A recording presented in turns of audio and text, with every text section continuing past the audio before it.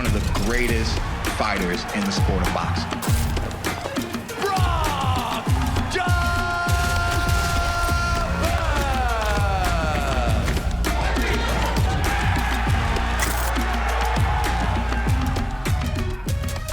So the stage is set. It's Keith Thurman and Brock Jarvis. We've got Brock Jarvis here with us now, who we'll talk to very, very shortly. And joining us live from Florida, it is the former unified champion of the world, Keith Thurman. Brock, I'll start with you.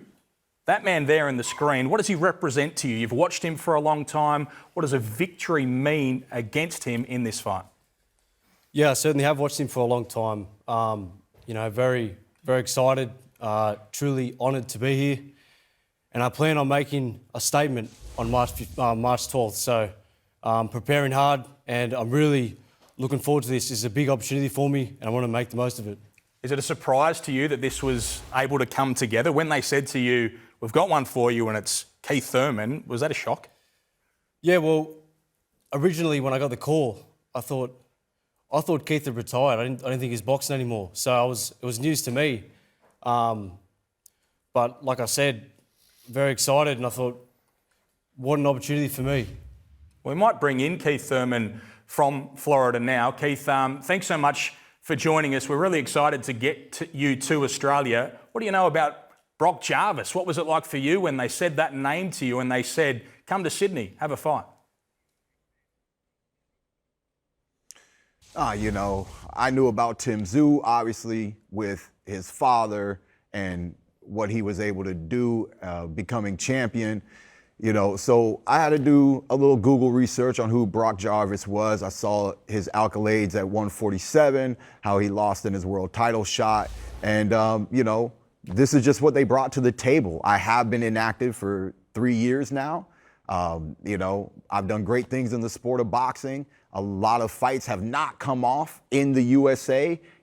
Even the last fight, I suffered my third major injury, which was very unfortunate, but I still, at 36 years old, have a passion for the sport. I've been world champion twice. I love being world champion. I know I have fans from all over the world, and this gives me that opportunity to get back into the sport of boxing, which I love, travel overseas, and just allow those worldwide fans that I know that I have to see me face to face, to showcase my skills and my talent in Sydney, Australia, and just show you guys what a mistake it is when you think you're gonna fight Keith Thurman and it's gonna be an easy fight. When you looked him up and found out who Brock Jarvis is, were you impressed or were you disappointed with what you saw? You gotta understand, he has not been world champion. You have to understand that Keith Thurman has not only been a champion, but I beat champions. And I schooled the last champion, Mario Barrios. So, it's hard to impress me. But what I saw was a very lively fighter. I saw a guy who is gonna fight. This guy is an insider. He's gonna come, bring power punches to the table. I was notorious when I was coming up for being a power puncher. This allows me to go back to my roots. Of course, my feet are always under me. I have an intelligent ring IQ that I can always bring to the table. But like the promoter said, he knows that in that arena, come March 12th, that there will be some firecrackers from the USA, from Australia, live in action, March 12th. I'm looking forward to it. And I'm looking forward to what this young man and the prime of his career, 27 years old, and the fact that he's not Mexican, but he's got to have some cojones to step up to me. It's a big step up according to Keith. Is that the way that you see it, or what version do you think you're getting of Keith Thurman? Not necessarily. He stated there that he's a power puncher. I know he hasn't knocked anyone out for 10 years. He hasn't fought in 3 years. That's a long time at his age. So, for him to say those kinds of things, I know he had a scheduled fight last year, pulled out 2 weeks prior with an old man injury, a torn bicep. So I'm a bit worried, actually, that he might not even show up. I think I'll feel a lot better when he gets here and arrives on Australian soil. Any response to that, Keith? Brock's concerned that your body at the age of 36 doesn't get you to Sydney.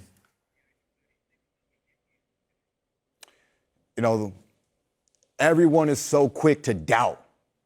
Nobody in the world today knows what it is to have faith.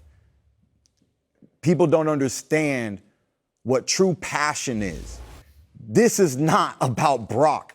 You guys love him. I'm coming to your city. But when Keith Thurman steps in the ring, it's always the Thurman show. And when I get there, you're gonna know it's not about Brock.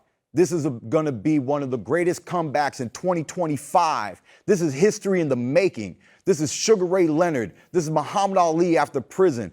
Time does not take away the ability of champion. Show's over. I was a seven-time national champion. Show's over, Keith.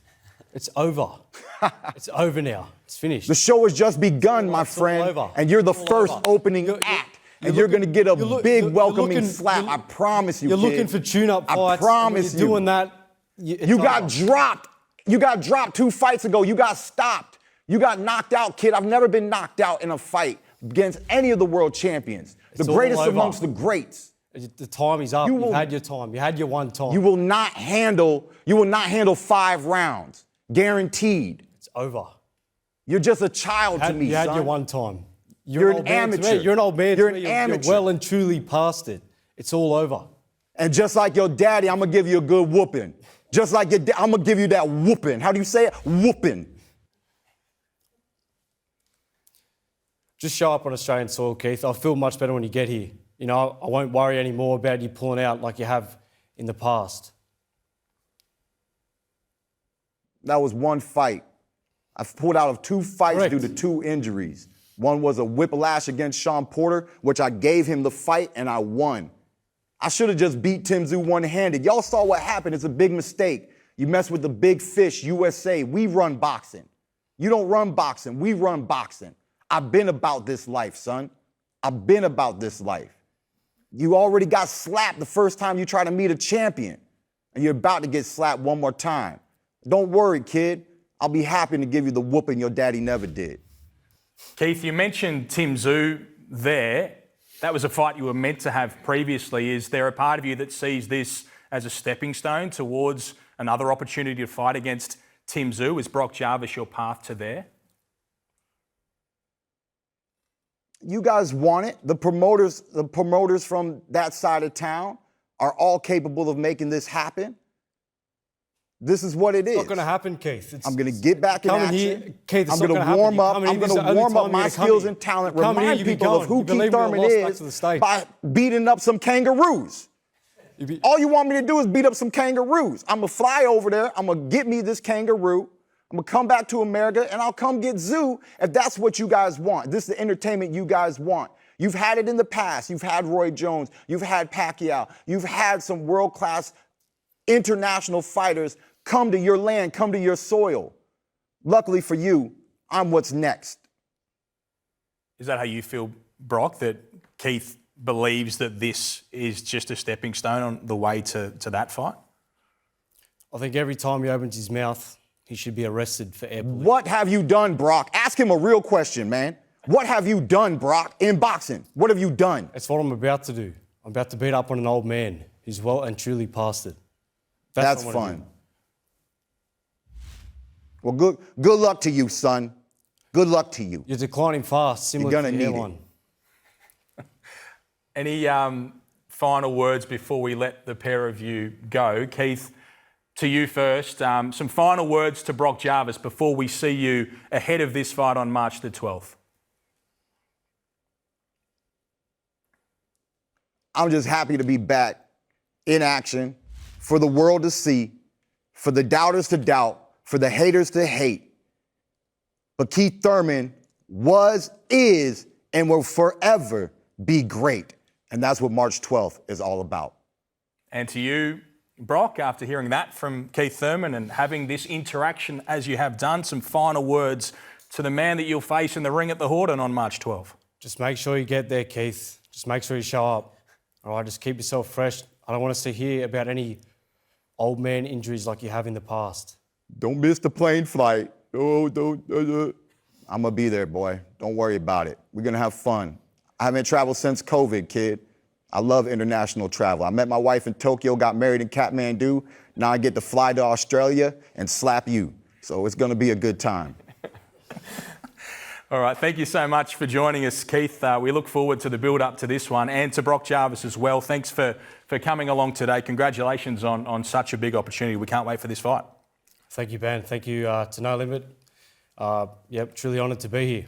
All right, now it's time for us to have a look at this undercard, because in the co-main event, it's a very, very familiar face, a familiar name in Australian boxing as well, who's going to join us now live from Melbourne. Michael Zerafa, we're pleased to announce that you will be taking your place on this card at the Horden Pavilion against the German Bessier A 19-1 professional boxer from Germany. Firstly, your thoughts on what you've just seen there between Jarvis and Thurman? Look, it was very entertaining. I'm actually looking forward to it. It's credit to both boys, but more of a credit to Brock for stepping up and fighting a guy in Keith Thurman. I think it's going to be a great fight. The young versus the old. This is going to be an interesting fight, and I'm looking forward to it and excited to be a part of the card. Mick, it's Pete Bedell from the Courier Mail. Hope you're well. I know that there's been a lot of talk about you fighting Tim Tszyu for a long time. It's the fight we all want to see in Australian boxing, but of course you now have to get past this opponent first. But are you scared of Tim Tszyu, or is it the other way around? Look, the talk was that I ran, which was never the case. Politics and COVID got in the way of our first fight, but now people are starting to realise that I'm a huge risk to his career. He's tried to avoid me on numerous occasions. When we stand face to face, he's got nothing to say, but he comes in every day saying, he'll take me in a street fight. I'm more than happy to stand in front of him and go toe to toe if he wants to do it outside the ring. I think he's got better of a chance in the ring. But like I said, people are starting to see that he's afraid. He doesn't want a third straight loss. His team have said, they want a warm-up fight first, which is fine. He got beat down twice pretty badly. So I understand why he doesn't want to face me. But like I said, I don't care about Tim Tszyu. Tim Tszyu's got his head straight in his ass, and I could not care too much about him. I've got a tough German in front of me. I've got a lot on the line, and going out there to make a statement. Do you think Tim is vulnerable now, Mick? I mean, he had that pretty brutal beatdown against Backroom Murders Alive in Orlando just a few months ago. Do you think he is vulnerable, and would you love to end his career one day? 100%. I've always said it. I've always said I was going to be the man to end him. But like I said, he is running away from me. And he uses petty excuses, saying that I'm money hungry and whatnot, which is definitely not the case. I'm not the one that's coming down to different states doing, meet and greets for $300 a ticket. So for me, like I said, I've got better things to worry about. Tim Tszyu, he will get it once. If it's not me, it will be someone else. He has been exposed quite too many times now, and I've been calling it since day one. But like I said, for me, I don't really care about Tim Tszyu. Like I said, I brush him off now. I've got bigger things in front of me. He doesn't need me. I don't need him. We're not in each other's way. But it's a fight that needs to be made. But like I said, I've got a task in front of me, and I'm just focused fully on that.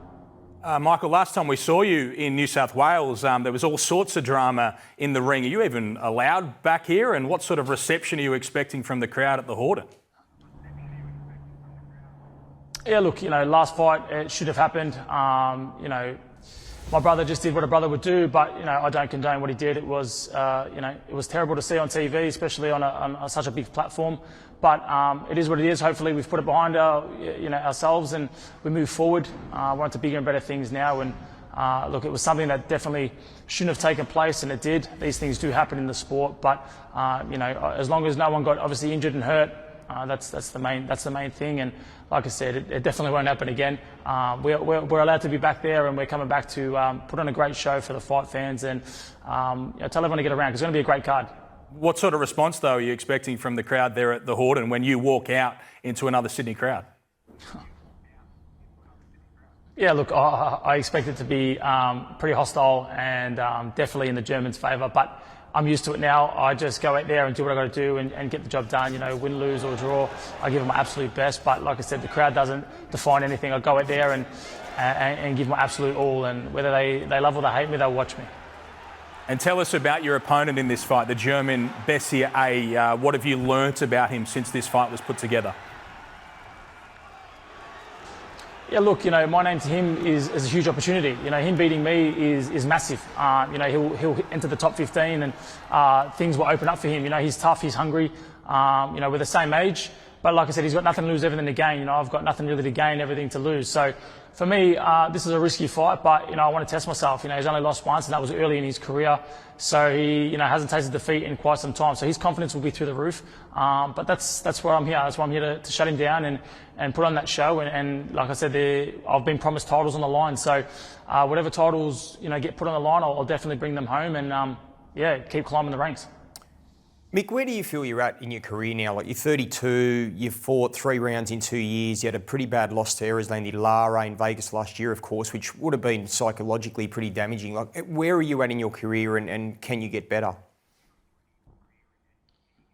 100%. I feel like the best is yet to come. You know, I actually had a conversation with a legend in the sport this morning, and you know, he says when Zerafa's on, Zerafa's dangerous. And you know, early Zerafa found it very hard to find that mental switch on. But as I've gotten older, I'm learning now how to adapt and flick that switch. And you know, it's unfortunate that obviously I fought Lara, and you know, we're talking about Erislandy Lara here. You know, the guy that arguably beat Canelo Alvarez. You know, he beat me mentally and physically. I wasn't there. No excuses. He beat me fair and square, and I just mentally wasn't on that day. And I was sad that obviously Tommy Brown got injured because, you know, he came to fight too, and I wanted to put it out there and get the rounds in the bank. But unfortunately, you know, he withdrew with an injury. But for me, like I said, I'm growing every day in the gym. Honestly, I know every fighter says mentally and physically they're in the best shape, but I'm not overtraining. I'm recovering so smart now. I'm eating better.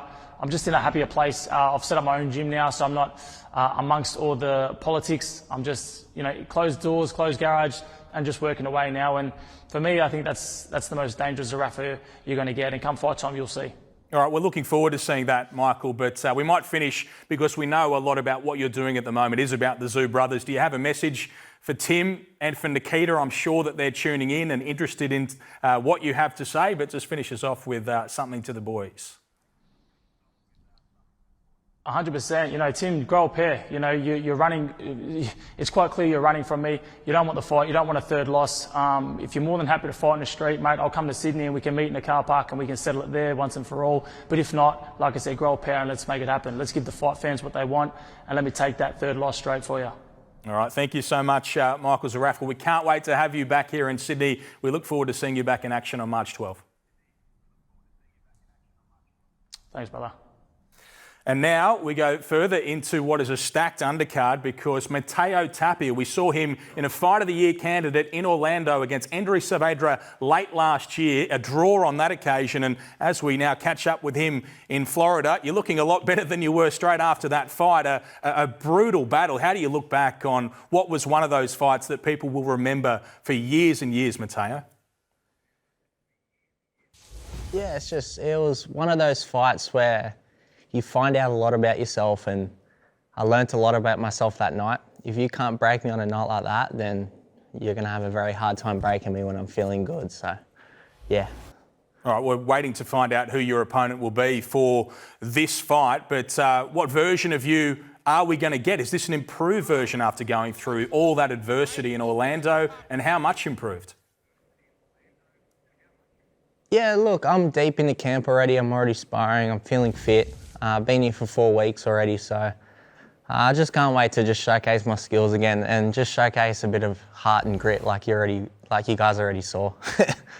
Matteo, it was an amazing fight against Saavedra that night in Orlando.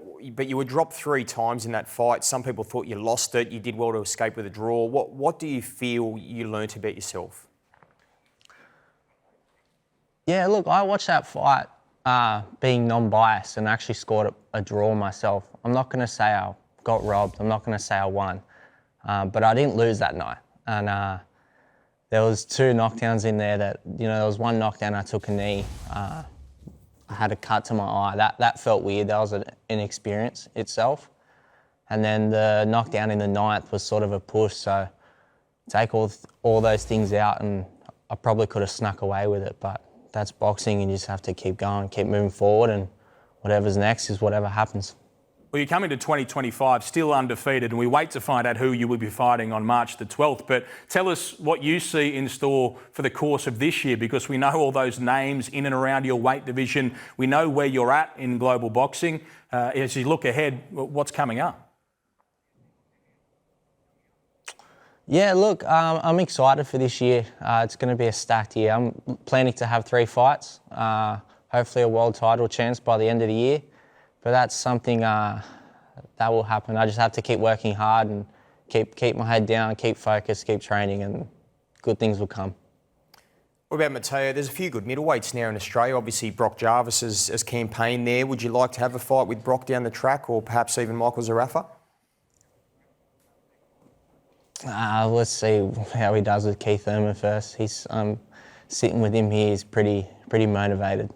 So yeah, you can't count out Keith Thurman. But I'm rooting for Brock because it's a life-changing opportunity too. Well, you've been around fighters for a long, long time, and you're around Keith Thurman right now. As you look ahead to this fight that I'm sure you, like the rest of us, could not have possibly predicted would come about, what are you seeing with the energy of Keith Thurman alongside you there? Yeah, look, he's excited. He's bringing his A game, that's for sure. Brock better be ready, and I know Brock will be ready. Yeah, it's pretty cool seeing him behind the cameras, and I couldn't hear you guys, but I could hear Keith Thurman talking, so it looked pretty intense. Or seemed pretty intense. Yeah, it's always intense with Keith around, that's for sure. Thanks so much, Mato. Can't wait to see you back home here in Sydney ahead of this fight on Thanks, March boys. the 12th. Yeah, very exciting news. So to repeat it all, we do have Keith Thurman coming to town to fight against Brock Jarvis. In a couple of words, how excited are you? Look, it's going to be a super fight. I really think it's the young bull against the old established pro, but I think maybe Keith Thurman's time has come. He's age 36, Ben, and I think Brock Jarvis has the size, he's got the strength, and he's got the inside game to really test him. I think Brock can pull off a boil over. What a fight it's going to be, and what a win it would be for Brock Jarvis. So to repeat all the details, March the 12th at Sydney's historic Hordern Pavilion, you're going to see former unified champion of the world Keith Thurman against rising Australian star Brock Jarvis. You can see it all, of course, on Main Event Television. Thanks so much for joining us. I'm Ben Damon. I'll see you at the fights.